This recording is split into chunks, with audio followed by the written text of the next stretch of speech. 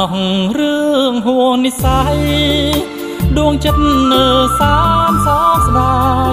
ជាសំភារនៃកម្មវេរី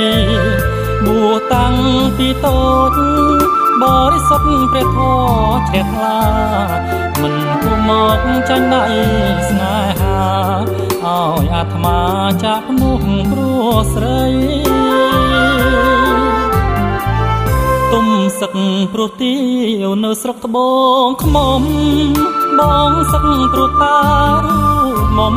បងគុំថ្វាយទឹកអបការក្បត់នឹងព្រះធម៌គុណលងព្រះពុទ្ធសាសនាជឿតាមពីអូនសច្ចា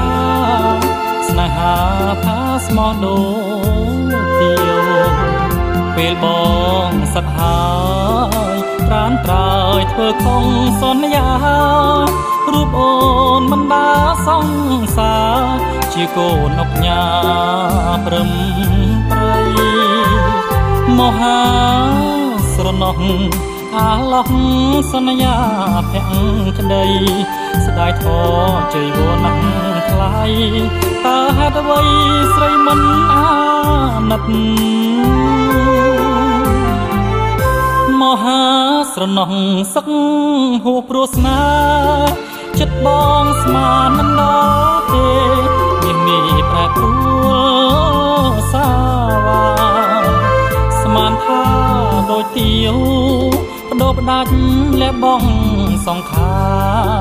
ដឹងអីអូនចិត្តឬស្យាបងសូមសច្ចាសាងនោះដូរដា